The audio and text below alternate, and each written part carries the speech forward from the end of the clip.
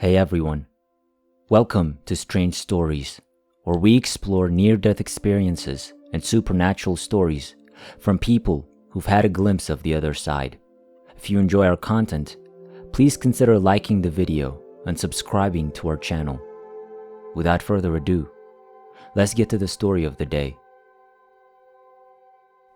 I left my body and flew to a calm spot, as if in the gravity of the first level, before commencing an escalation into the gravity of life. It was pitch black. I spoke with several creatures who told me that I was in a total and important transformation, but that I could ascend further and speak with someone who would decide whether or not I would return to my body. They said that the higher that I went, the more incredible the experiences would be, and the likelihood of returning would decrease. The same beings who were speaking to me now were likely to bring me back. It was like a train station full of chattering individuals, and the colors in that dimension were brownish. Further distant, there were grayish creatures who were assisted by guides in leaving their terrestrial life. Aside from the tones of black and brown to white, there was no genuine color. On Earth, I saw people I knew who greeted me and began their ascent. The guides warned me that I was on the verge of death. I wondered if those who were dying and abandoning their bodies realized where they were.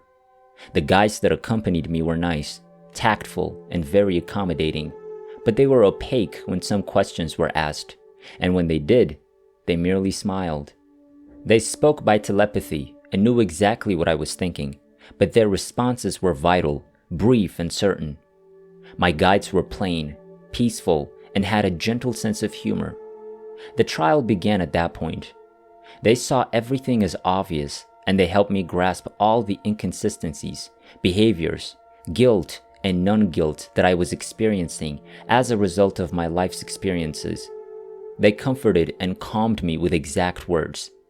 Then I had the impression that I was still in a misty area close to Earth. They informed me that I may choose to continue, but that there was a maximum risk to my physical body or life. Then in the earthly sphere, connecting with my Diego ego, I agreed to continue because the guides were willing to accompany me. I was concerned because of the danger. Nonetheless, I accepted quietly and respectfully, despite the haughtiness of my Earth personality, which desired the experience. At the same time, my cosmic conscience enabled me to make the decision without feeling rushed. We suddenly began to ascend at breakneck speed, with no friction or effort, as if falling yet ascending. I was in a state of reverberation, hearing a zooming sound and feeling dizzy, as if I were in a fast car. The guides then appeared to vanish. I realized my panic at the time. I questioned my ability to deal with the circumstance.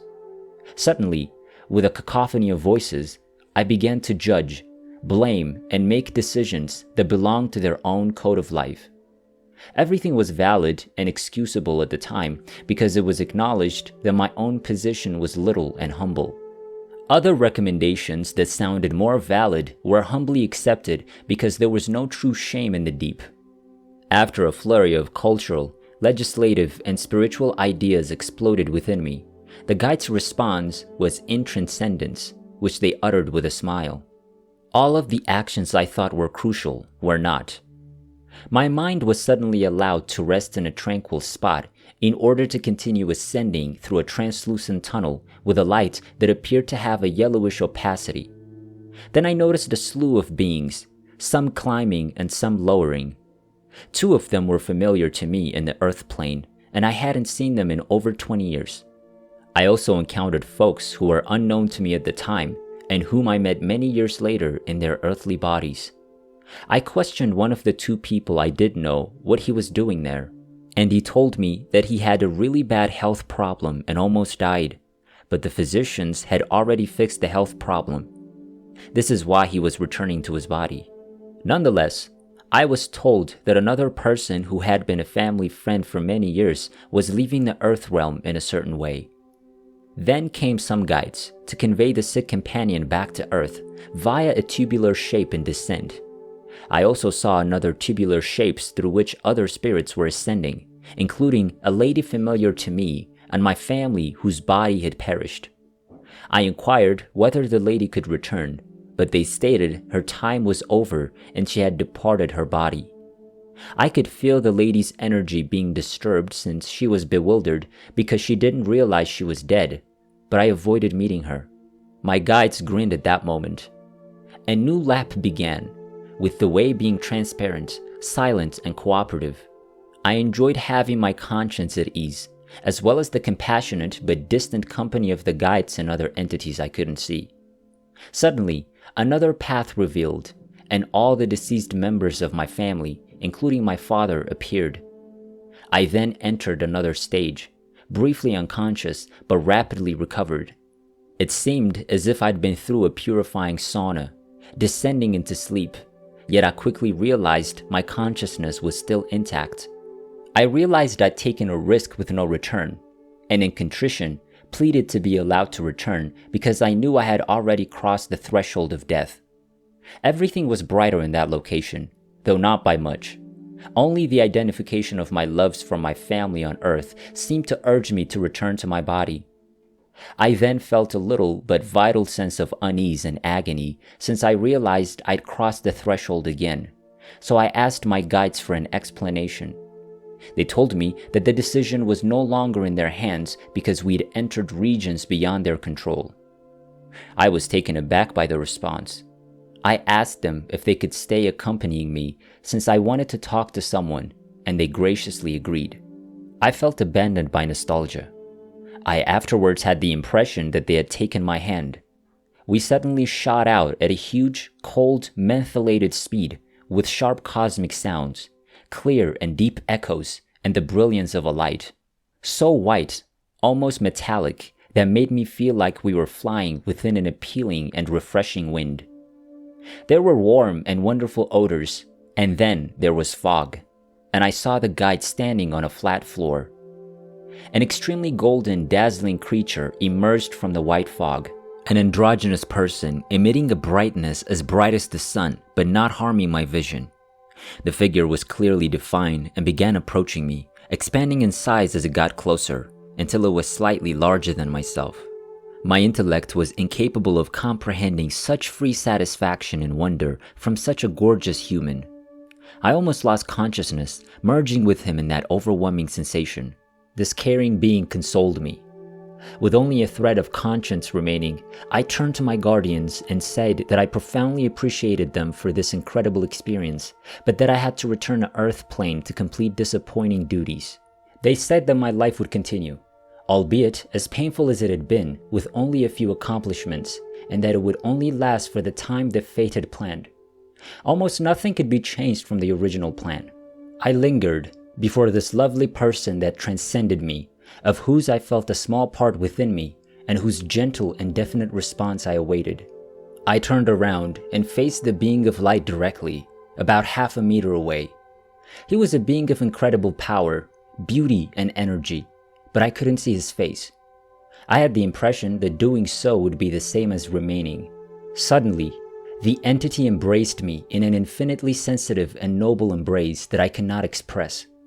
I realized and thanked him since anything was now feasible, including declining to stay because I had reasons to return to Earth. I watched in awe as he stretched his right arm.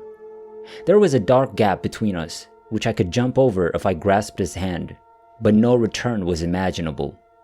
He assured me I was free to make my own decision, an offer for which I thanked him and smiled. I leaned back and inhaled the beautiful and invigorating air.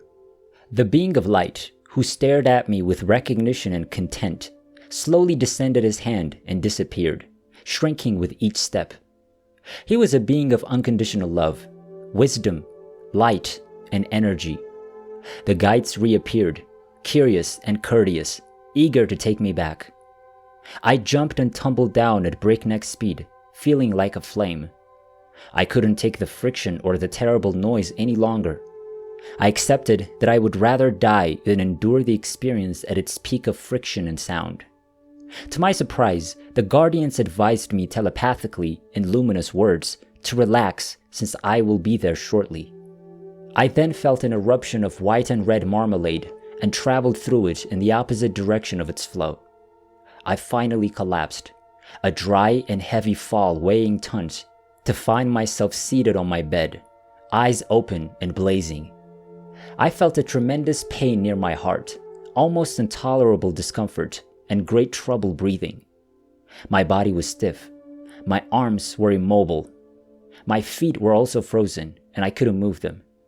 I could only get a few threads of air into my lungs before they stung. I was disoriented, and the ache in my chest was still severe. I was unconscious for a moment, but once I could move my waist, I closed my eyes and fell asleep. I was still zooming and hearing internal and external noises.